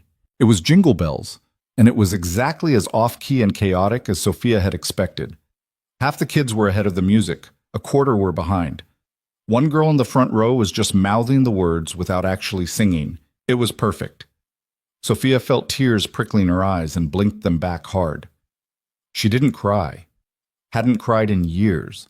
Not when her company almost went bankrupt in year 2. Not when her last relationship ended. Not even at her grandmother's funeral. But watching Emma sing her heart out, occasionally forgetting the words and just humming loudly instead, Sophia felt something crack open in her chest. Noah glanced at her, saw her face, and didn't say anything. Just sat closer so their shoulders touched. The concert continued. Frosty the Snowman. Rudolph. An original song about winter that made absolutely no sense, but involved a lot of enthusiastic hand movements. Emma performed every single one with complete commitment, even when she was clearly doing them wrong. During Silent Night, sung surprisingly well by the whole group, Sophia finally let the tears fall. Just a few. Silent. She wiped them away quickly, but Noah saw. You okay? He whispered. Yeah, this is really nice. It is. I've never been to something like this before. Never? My parents didn't really do the whole supportive attendance thing, and I've spent my adult life avoiding anything that might make me feel something. She watched Emma, who was singing with her eyes closed now, completely lost in the music. I've missed a lot, haven't I? Maybe, but you're here now. The concert ended with all the kids singing, "We Wish You a Merry Christmas," while the music teacher played piano. Parents clapped. Some whistled. One dad yelled, "That's my girl!" so loud that several kids giggled. The curtain closed. Someone yanked the sheet back across, and parents stood up to collect their children. Emma found them immediately, pushing through the crowd with the determination of someone twice her size. "Did you see me? Did you see?" "We saw everything," Noah said, picking her up even though she was really getting too big for it. "You were amazing." "I messed up the hand movements in the winter song." "Nobody noticed." "I noticed." "Then you'll do better next time." Noah set her down. "Did you see Miss Langford was here?" Emma turned to Sophia. "You came." "Of course I came." "Even though you're super busy and important?" "Even though?" Sophia crouched down. "You have a beautiful voice." "Really? Madison says I sing too loud." "Madison's wrong. You sing with confidence. That's good." Emma processed this, then threw her arms around Sophia's neck. The hug was fierce and sudden and smelled like the strawberry shampoo they apparently used at Noah's house. Sophia hugged back, her throat tight. "Thank you for coming," Emma whispered. "Thank you for inviting me." When Emma pulled back, she was grinning. "Can you come to our class party on Friday? We're making gingerbread houses." "Emma, don't pressure her," Noah started. "I'll be there," Sophia said. "Really?" "Really." They walked out to the parking lot together, Emma between them, holding both their hands and chattering about everything that had gone wrong backstage. The heater in the gym had made it too hot. Tyler had almost thrown up. Someone's costume sweater had gotten stuck on the risers. "Sounds like chaos," Noah said. It was the best chaos ever. At the cars, Emma hugged Sophia again. See you Friday? See you Friday. Noah buckled Emma into her car seat, then walked back to where Sophia was unlocking her BMW. You didn't have to say yes to the party. I wanted to. Your schedule. I'll make it work. Sophia opened her door but didn't get in. Noah, can I ask you something? Sure. Do you ever wonder if we're making a mistake? Getting this close? He was quiet for a moment. Around them, other families were leaving, engines starting, headlights cutting through the dark. Every day, he said finally. But then Emma asks about you, or I see you covered in glitter, looking happier than I've ever seen you, and I think maybe mistakes are just things we haven't figured out yet. That's very optimistic. I'm trying something new, he smiled. Look, I don't know where this is going. I don't know if you're going to wake up one day and realize you miss your old life. And I can't promise I won't panic and push you away to protect Emma. But right now, in this moment, I'm glad you're here. Me too. They stood there in the cold, not quite touching, both afraid to take the next step and equally afraid not to. I should get Emma home, Noah said. School night. Right, yeah. He started to walk away, then turned back. Sophia? Yeah? I'm glad you cried during the concert. It means you let yourself feel something. He got in his car before she could respond. Sophia drove home through light snow, her heart doing complicated things in her chest. When she got to her apartment, it felt even emptier than usual. She stood at the window looking at the city and realized that somewhere out there, Noah was probably reading Emma a bedtime story, tucking her in, turning on her nightlight, living a life that had room for other people in it. Her phone buzzed, a text from Jennifer. Board meeting rescheduled to Thursday. They're grumpy, but they'll survive. How was the concert? Sophia smiled. Perfect. Did the kid do good? She was amazing. And what? And are you going to keep pretending this is just about volunteering at a school? Or are you going to admit you're falling for this guy? Sophia stared at the message for a long time. I don't know what I'm doing. Good. About time you did something without a strategic plan. The gingerbread house party was exactly as messy as Sophia expected. 23 second graders, royal icing, and enough candy to cause a collective sugar high that would probably last until New Year's. She showed up in old jeans and a sweatshirt she'd bought specifically for volunteer days. Her hair was in a ponytail. No makeup except some concealer because she'd been up late closing a deal the night before. She looked nothing like a CEO. She looked happy. Ms. Langford! Emma crashed into her the moment she walked into the classroom. You're here! I saved you a seat at my table. Lucky me. Emma dragged her to a table where 3 other girls were already arguing about the proper way to construct a gingerbread wall. It needs more icing, one girl insisted. It needs less icing, another countered. Too much and it falls down. You're both wrong, the third girl said. It needs to dry first. Emma looked at Sophia. Can you help us figure it out? Sophia studied the materials. Graham crackers, icing, candy. Basic structural engineering, really. She'd built a company from nothing. She could handle a gingerbread house. 30 minutes later, she was covered in icing and their house was leaning at a dangerous angle. Maybe more support on this side, she suggested. They tried. The whole thing collapsed. The girls stared at the wreckage. Well, Emma said philosophically, at least we can eat it now. They rebuilt, this time with less ambition and more icing. The final product was lopsided and covered in too many gumdrops, but it stood. It's beautiful, Emma declared. It's definitely something, Sophia agreed. Miss Rodriguez stopped by their table. Nice work, ladies. Ms. Langford helped. I see that. Ms. Rodriguez smiled at Sophia. You're getting good at this. At gingerbread architecture? At being present. After the party, while the other kids were being picked up, Emma asked if Sophia could stay for the school's holiday craft fair that evening. It's from 6 to 8, Emma explained. We sell stuff we made and the money goes to the library. Sophia checked her phone. She had a dinner meeting at 7 with a potential investor. Important. Could lead to a major partnership. She looked at Emma's hopeful face. I'll be here. Noah arrived during setup, arms full of Emma's craft projects to sell. He stopped when he saw Sophia arranging paper snowflakes on a table. You're still here. Apparently I'm working the crafts fair now. You don't have to. I know, But Emma asked and I said yes. Something shifted in Noah's expression. You canceled something for this, didn't you? Maybe. Sophia, it's fine. The meeting can wait. Can it? She met his eyes. It has to, because I'm learning that some things are more important than business deals. Noah set down his boxes. You keep saying things like that. Because I keep meaning them. The fair was chaotic and sweet. Kids selling handmade ornaments and painted rocks. Parents buying everything their children made, even the objectively terrible stuff. Emma sold 6 snowflakes, 2 painted pine cones, and a clay turtle that looked more like a blob. She was thrilled. Sophia worked the cash box, making change and chatting with parents. Several of them recognized her now, not as the billionaire CEO, but as Emma's friend, the glitter lady, the woman who showed up. It felt better than any magazine cover ever had. At 7:30, during a lull in customers, Noah found her counting money. We made $247. That's great. It is. He leaned against the table. Can I ask you something? Sure. What happened to your investor meeting? I rescheduled it. For when?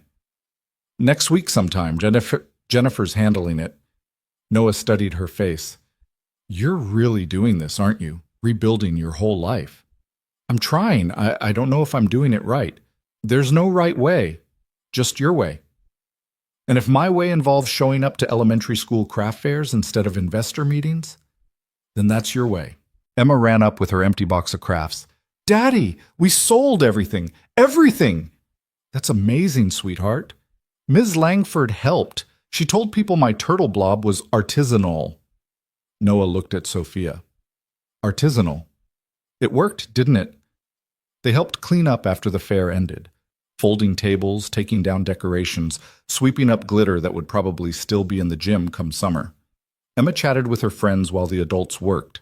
She's going to crash hard tonight, Noah said, watching his daughter. Sugar high followed by complete exhaustion. Sounds about right. Thank you for being here. It means everything to her. It means everything to me, too.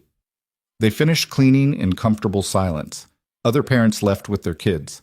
Eventually, it was just them, Ms. Rodriguez, and a janitor who looked ready for everyone to leave. Walking to the parking lot, Emma stumbled. Noah caught her. I'm fine, she mumbled. You're exhausted. I'm not. She yawned so wide her jaw cracked. Okay, maybe a little. Noah picked her up, and she didn't even protest, just laid her head on his shoulder.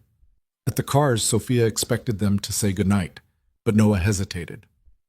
Do you want to come over? For coffee or tea or something? Em will probably fall asleep in the car anyway. The invitation hung in the cold air. I don't want to intrude. You're not intruding, I'm asking. Sophia looked at Emma, already half asleep against Noah's shoulder. Then at Noah, who was asking her into his home, his life, the space he'd built for his daughter. Okay, she said. I'd like that. She followed his car through the quiet streets to a neighborhood she'd never been to. Tree-lined, modest houses with small yards. The kind of place where people knew their neighbors and kids played outside. Noah's house was a small brick bungalow with a wooden porch and Christmas lights strung along the gutters. Emma had clearly helped with the decorating. The lights were haphazard and different colors, completely imperfect, completely wonderful. Inside was warm and lived in, toys in a basket, books on shelves, art projects covering the fridge, a life being actively lived, not just displayed. Noah carried Emma straight to her room. Make yourself comfortable. I'll just be a minute. Sophia stood in the living room taking it all in. Photos on the walls, Emma at different ages, Noah and Emma together. And one larger photo. Noah, Emma as a baby, and a woman with kind eyes and dark hair, Rachel. Sophia studied the photo. Rachel had been beautiful, but not in a magazine way, in a real way. Laugh lines around her eyes, the kind of smile that suggested she found joy in small things. That was her favorite picture. Sophia turned. Noah stood in the hallway, hands in his pockets. She's beautiful. She was. Noah came to stand beside her. That was Emma's first birthday. Rachel was already sick but wouldn't let it stop the party. She baked the cake herself, decorated the whole house. She was exhausted afterward, slept for 2 days, but she said it was worth it. She sounds amazing. She was. Smart, funny, impossibly stubborn. Noah smiled sadly. She would have liked you, I think. You're both fighters. I don't feel like a fighter. That's because you're fighting yourself right now instead of external enemies. Different kind of battle. Sophia looked at him. Does it ever stop being hard? Missing her? No, but it stops being the only thing I feel. Noah moved to the kitchen. Coffee or tea? Whatever you're having. He made tea. They sat at his kitchen table, scarred wood, clearly secondhand, and talked quietly. About Emma, about the concert, about nothing and everything. Can I ask you something? Sophia said after a while. Always. Are you okay with this? With me being here? Noah wrapped both hands around his mug. Honestly, it scares me. Why? Because Emma's getting attached to you, and I'm getting attached to you. And if this falls apart, we both get hurt. He met her eyes. But I'm also tired of living scared. Rachel used to say that fear is just love trying to protect itself. And maybe she was right. So what do we do? I don't know. Keep showing up, I guess. See where it goes. That's not much of a plan. No, but it's honest. They sat in silence, drinking tea, the house quiet around them. I should probably go, Sophia said eventually. It's late. Yeah. Noah didn't move. Or you could stay for a bit longer. I could do that too. So she did. They talked until midnight, sitting at his kitchen table, learning each other. Not the big things. They already knew those. The small things. How he took his coffee. How she couldn't whistle. His terrible singing voice. Her inability to cook anything that didn't come with instructions. Normal things. Human things. When Sophia finally left, standing on his porch in the December cold, Noah walked her to her car. Thank you for tonight, she said. Thank you for being here. They stood close enough that she could see the gold flecks in his gray eyes. I should go, she said, not moving. You should, he agreed, not stepping back. Neither of them moved. Finally, Sophia laughed. This is ridiculous. Completely. She got in her car. Noah knocked on her window and she rolled it down. Same time next week? He asked. Emma has a school presentation on penguins. I'll be there. Even if you have important CEO things? Especially if I have important CEO things, he smiled. Good night, Sophia. Good night, Noah. Driving home, Sophia realized her face hurt from smiling. When was the last time that had happened? Her phone rang. Jennifer. You're alive. Why does everyone keep assuming I'm dead? Because you missed a board meeting, rescheduled 3 major meetings, and have been basically unreachable for 2 days. The board is talking about a vote of no confidence. Sophia should have felt panic. 6 months ago, she would have. Now she just felt tired. Schedule an emergency board meeting for Monday morning. I'll handle it. What are you going to tell them? The truth. That I'm making changes. That I'm delegating more. That I'm building a life that doesn't end when I leave the office. They're not going to like that. I don't care. Jennifer was quiet for a moment. You've really changed. Is that bad? No, it's actually kind of amazing. Terrifying for those of us who have to manage your calendar, but amazing. Sophia laughed. I promise I'll try to give you more warning next time. Please do. My stress levels can't take much more surprise rescheduling. Monday morning, Sophia walked into the board meeting prepared for a fight. She got one. This is unacceptable, Richard Morrison said before she'd even sat down. You've missed 3 meetings in 2 weeks. You're delegating responsibilities that should stay with the CEO. Your focus seems to be elsewhere. It is elsewhere, Sophia said calmly. Part of it, anyway. The board stared at her. I'm making changes, she continued, bringing in a COO to handle day-to-day operations, restructuring my schedule to allow for better work-life balance. And yes, that means I won't be available 24/7 anymore. That's not how you built this company, Richard started. No, it's how I almost destroyed myself building this company. I haven't taken a real vacation in 4 years. I work 80-hour weeks. I have no life outside this office. And I'm done. So you're abandoning the company? I'm saving myself. There's a difference. The room erupted in arguments. Some board members supported her. Others called it career suicide. One suggested she was having some kind of breakdown. Sophia let them argue. Then she stood up. I started this company when I was 23 years old. I've given it everything.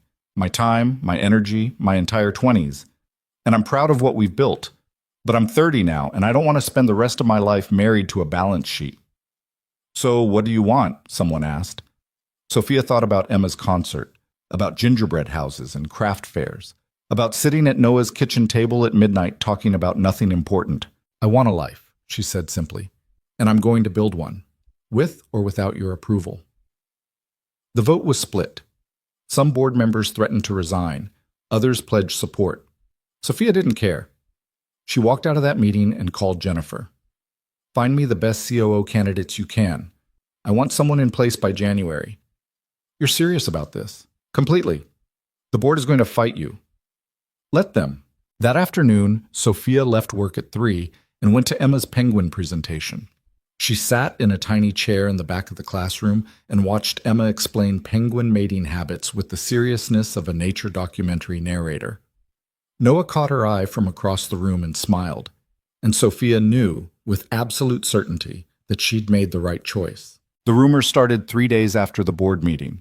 Sophia heard them through Jennifer first, who'd heard them from someone in accounting, who'd heard them from someone in marketing. The corporate gossip chain worked faster than any official communication. The CEO is having a breakdown. She's dating some random guy. She's abandoning the company. She's lost her edge. Sophia was in the middle of reviewing COO candidates when Jennifer brought it up. People are talking, Jennifer said carefully. People are always talking. This is different. They're saying you're involved with someone, that it's affecting your judgment. Sophia set down the resume she'd been reading. And what do you think? I think you seem happier than I've ever seen you, and I think happiness doesn't affect judgment. It clarifies it. Tell that to the board. The board can handle themselves. I'm more worried about you. Jennifer sat down. Are you dating him? The single dad? Sophia opened her mouth to say no, realized she didn't know how to answer. It's complicated.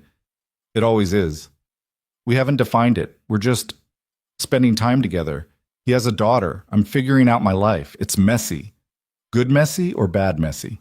Sophia thought about sitting at Noah's kitchen table at midnight, about Emma's hugs, about feeling like she belonged somewhere for the first time in years. Good messy, she said. Terrifying, but good. Jennifer smiled. Then ignore the rumors. Live your life. But ignoring the rumors got harder when they escalated. Someone leaked to the press. Not the whole story, just enough to be damaging. Langford Technologies' CEO spotted at elementary school events. Sources question. Leadership focus. The article was small, buried in the business section. But it was enough. Her phone exploded with calls from board members, investors, colleagues, all asking the same question. What was she thinking? Sophia handled the calls professionally, assured everyone she was focused, reminded them the company was performing better than ever. Didn't mention that her heart was somewhere else entirely. That night, Noah called. I saw the article. Of course you did. Sophia, if this is going to cause problems for you, it's not. It clearly is. The press is questioning your judgment. The press questions everything. That's their job. Sophia paced her apartment. I'm not going to let some gossip columnist dictate my life. But your company, my company will be fine. I'm hiring a COO, delegating more, building a leadership team that can function without me hovering over everything. She stopped pacing. I'm not giving this up, Noah. Not you, not Emma, not the life I'm trying to build. He was quiet for a long moment. You're sure? I've never been more sure of anything. Okay, then I'm with you, whatever happens. Even if the press starts digging into your life too. I'm a senior analyst with a 7-year-old daughter, not exactly scandalous material. They'll find something, they always do. Let them. I'm not hiding. After they hung up, Sophia stood at her window looking at the city. Somewhere out there, people were writing articles about her, judging her choices, questioning her priorities. She didn't care anymore. The next morning, she scheduled a press conference. Jennifer nearly had a heart attack. You're doing what? Addressing this head on, I'm not going to let speculation control the narrative. The board will lose their minds. The board doesn't own my life. Sophia, set it up for tomorrow. I'll handle the rest. The press conference was packed. Reporters from business publications, tech blogs, even a few mainstream news outlets. Everyone wanted to know if the Ice Queen CEO was finally cracking. Sophia stood at the podium in her best suit, looking every inch the powerful executive they expected. "Thank you all for coming," she began. "I'm here to address recent speculation about my personal life and how it affects my role at Langford Technologies." Cameras flashed. Reporters leaned forward.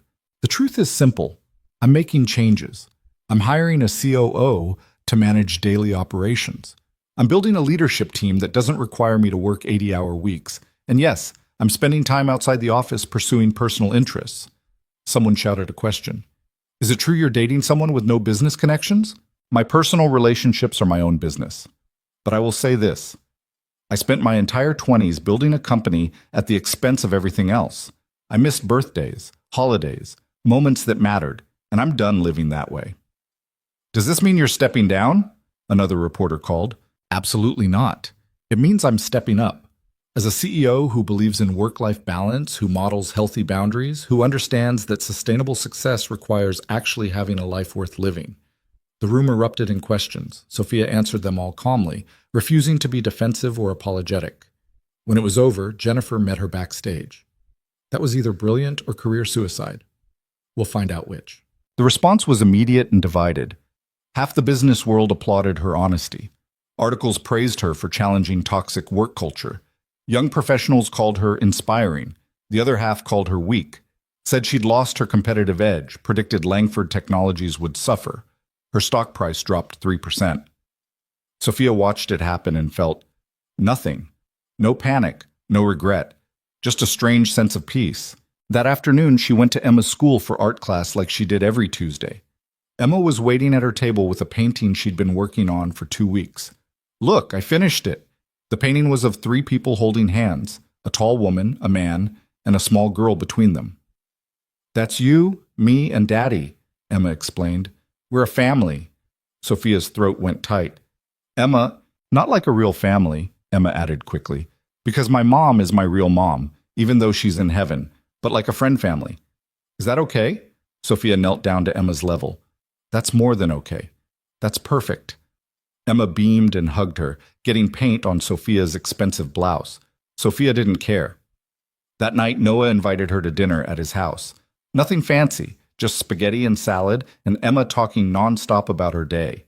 After Emma went to bed, Noah and Sophia sat on his back porch with coffee, watching the first snow of December fall. "I saw your press conference," Noah said. And you were amazing, honest, brave, or stupid, the jury's still out." "Not stupid, never stupid." He set down his coffee. "Can I ask you something?" "Always." "What are we doing here? Really?" Sophia had been expecting this question for weeks, had rehearsed answers in her head, prepared rational explanations. But sitting here with Noah, snow falling around them, she couldn't remember any of them. "I don't know," she said honestly. "I just know that I'm happier here on your back porch drinking bad coffee than I've been in any boardroom or at any gala. And that scares me, but it also feels right. It scares me too." "Why?" "Because Emma already loves you, and I'm—" He stopped, started again. "I'm falling for you. Have been for months. And I don't know what to do about it." Sophia's heart hammered in her chest. "Noah, you don't have to say anything. I just needed to be honest." "No, let me—" She took a breath. "I'm falling for you too. For both of you. And I have no idea how to do this. I've never been in a relationship with someone who has a child. I've never prioritized anything over work. I'm going to mess this up." "Probably." "That's not reassuring. I'm going to mess it up too. We both are. That's how relationships work. You mess up, you apologize, you try again. I'm not good at apologizing." "Then you'll learn." He reached for her hand. "Look, I'm not asking for perfect. I'm just asking for honest. Can you do that?" "I can try." "Then that's enough."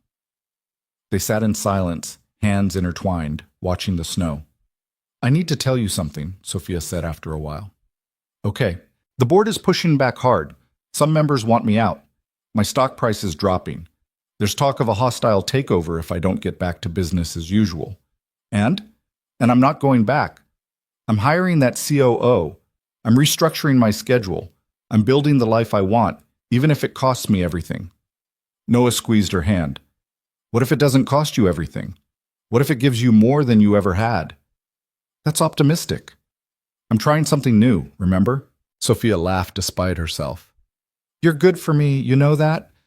You're good for me too, and for Emma. You make us better. I don't know about that.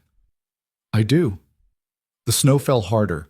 They moved inside, still holding hands. In the living room, Noah pulled her close, not kissing, just holding. Sophia rested her head on his chest and listened to his heartbeat. Is this okay? He asked. More than okay. They stood like that for a long time, just breathing together. When Sophia finally went home that night, she felt different, lighter, like something that had been wound tight for years had finally loosened. The next few weeks were a careful balance. Work during the day, interviews with COO candidates, strategy meetings, damage control with nervous investors, school in the afternoons, art projects, playground duty, watching Emma learn and grow, and nights, increasingly, with Noah. Dinner at his house, movies where Emma fell asleep between them, conversations that lasted until midnight. They didn't define it, didn't put labels on what was happening, just let it unfold naturally. Emma noticed, of course. Kids always did. Are you and Daddy dating? She asked one afternoon during art class. Sophia nearly dropped her paintbrush. That's a question for your dad, sweetie. I already asked him. He said it's complicated. It is complicated. Emma considered this. Do you love him? The question was so direct, so innocent, that Sophia didn't know how to deflect it. I care about him very much, she said carefully. But do you love him? I think I might. Is that okay with you? Emma nodded seriously. It's okay. But you have to promise not to make him sad. He's been sad a lot since Mom died. I don't want him to be sad anymore. Sophia felt tears threatening. I promise to try my best not to make him sad. Okay. Emma went back to painting like they'd just discussed the weather. That night, Sophia told Noah about the conversation. She asked if I loved you. Noah went very still. What did you say? That I might, that I'm trying not to make you sad. And what do you actually feel? Sophia looked at him, this man who'd somehow become the center of her world without her noticing, who'd shown her a different way to live, who'd let her into his life despite all the reasons he had to protect himself. I love you, she said simply. I don't know when it happened or how, but I do. Noah's eyes were bright. I love you too, have for a while now. Since when? Since you showed up at Emma's school covered in glitter, looking completely out of your element but refusing to leave. That was months ago. I know. Why didn't you say anything? Because I was terrified. Because Emma's been through enough loss. Because you're this brilliant, powerful woman and I'm just a guy with a 7-year-old and a normal job. You're not just anything. You're everything I didn't know I needed. He kissed her then, soft and careful and full of promise.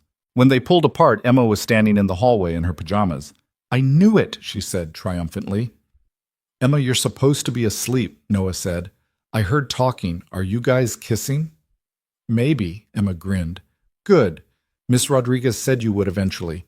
I won $11. You bet on us? Sophia asked. Everyone at school did. Miss Rodriguez said it was a mathematical certainty. Noah sighed. Great. Our relationship is a betting pool. Can Miss Langford stay for breakfast? Emma asked. Noah looked at Sophia. Can she? I have a meeting at 9. Then we'll have an early breakfast. Sophia stayed. They made pancakes together.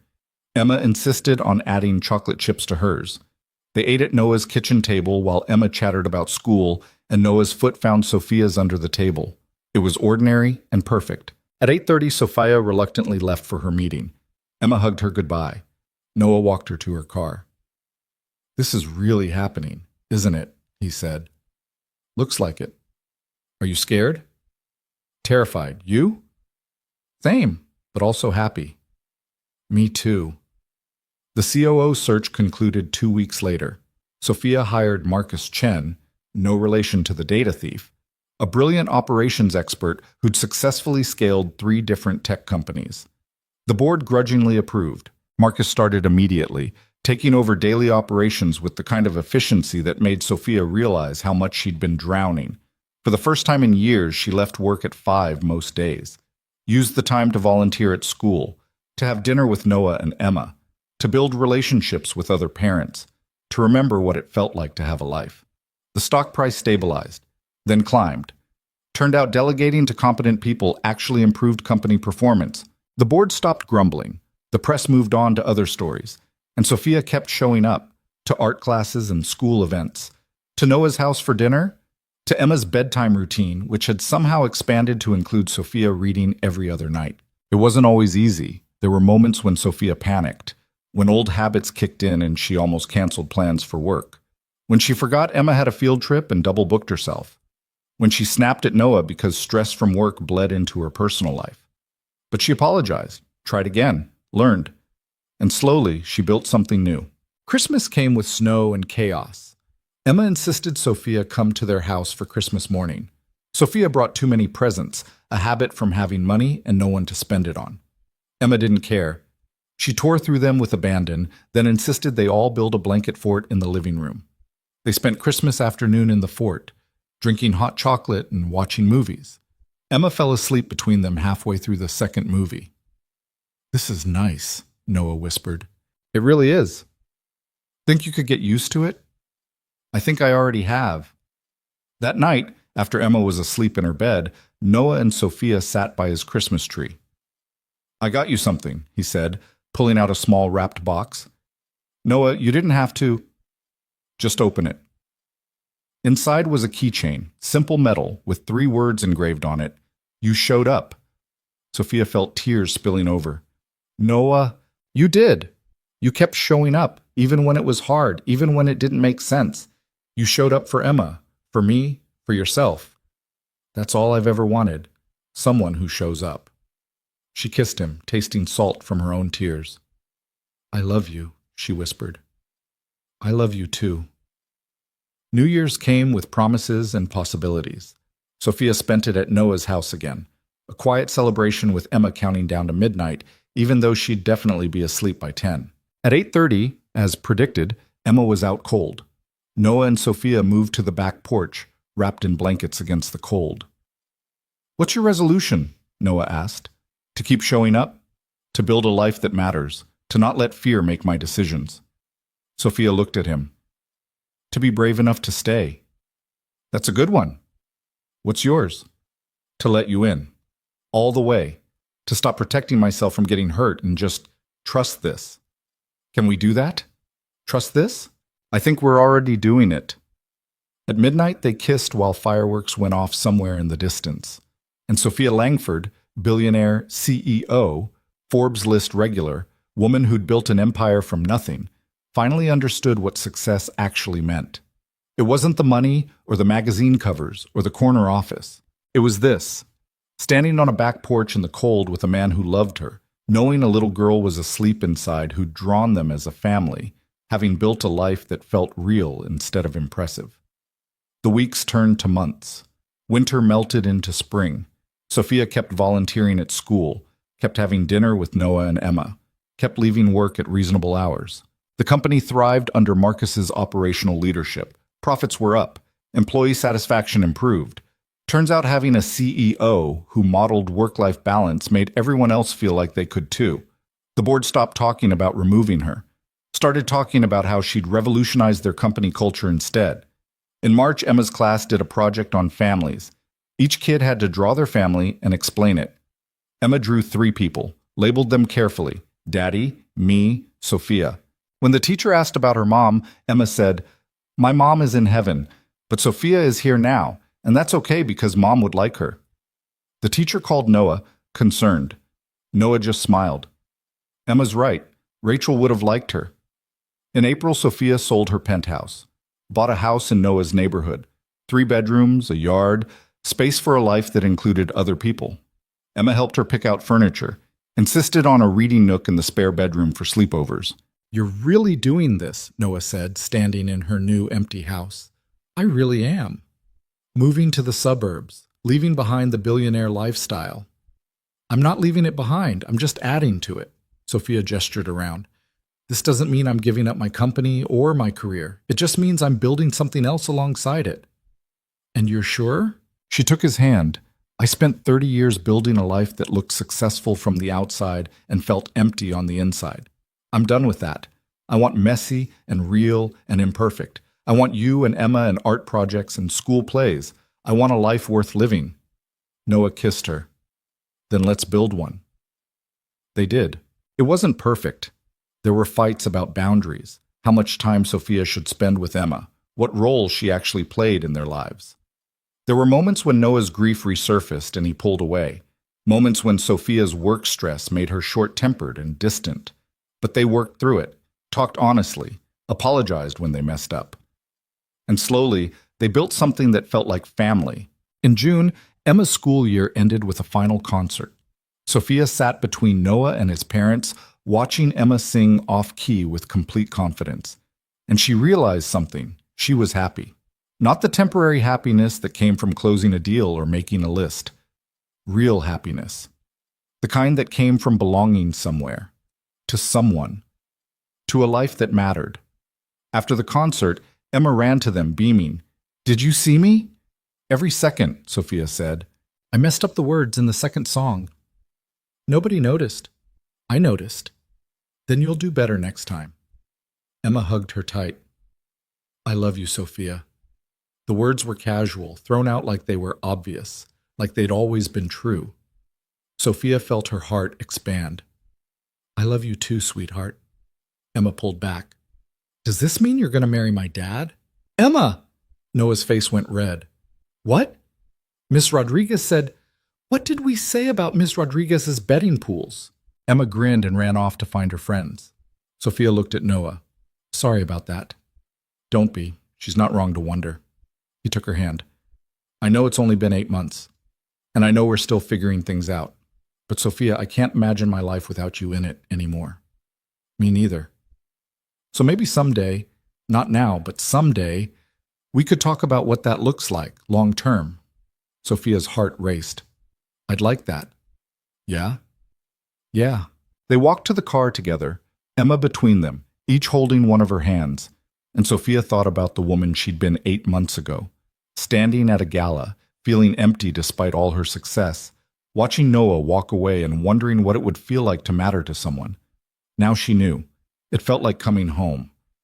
That night, tucking Emma into bed, something Sophia did regularly now, Emma asked a question. "Are you happy here? With us?" "I am. Very happy. Even though you're super rich and could do anything you want, I am doing what I want. This is what I want." Emma thought about this. Miss Rodriguez says money can't buy happiness. Ms. Rodriguez is right. But you have money and happiness. Because I stopped trying to use money to fill the empty places, started filling them with people instead. Emma nodded like this made perfect sense. "That's smart. Your dad taught me that. My dad's pretty smart." "He really is." Sophia turned off the light and started to leave. "Sophia?" "Yeah?" "I'm glad you came to our school that day. I'm glad you stayed." Sophia's throat went tight. "Me too, Emma. Me too." Downstairs, Noah was cleaning up from dinner. Sophia joined him. They worked in comfortable silence. "She asked if I was happy," Sophia said. "And?" "I told her the truth, that I am." Noah set down the dish he was washing. "I'm happy too. Happier than I've been in years. You did that. We did that. Together." He kissed her, soapy hands and all. Later, sitting on the couch with Noah's arm around her, Sophia thought about everything that had changed. How she'd gone from a woman who had everything and nothing to a woman who had exactly what mattered. Her phone buzzed. A text from Jennifer. "Stock hit an all-time high today. Board wants to schedule a celebration. You free next week?" Sophia smiled and typed back, "Only if it's after 5 p.m. I have art class on Tuesday." Jennifer's response was immediate. "You've changed so much." "I know. For the better, I think. Definitely for the better." Sophia put her phone away and curled closer to Noah. "Everything okay?" he asked. "Everything's perfect." And for the first time in her life, she meant it. Because success, she'd learned, wasn't about the size of your empire or the numbers in your bank account. It wasn't about magazine covers or board meetings or working yourself into exhaustion. Success was this: sitting with someone you loved, Knowing a child upstairs felt safe and happy, having built a life that felt real instead of impressive. Success was showing up every day. For the people who mattered, success was finally understanding that you could have power and money and achievement and still need love and connection and someone to come home to. And success ultimately was being brave enough to choose both, to refuse the false choice between career and personal life, between ambition and love, between being powerful and being human. Sophia Langford had spent her whole life being told she couldn't have it all. Turned out she could. She just had to redefine what all meant.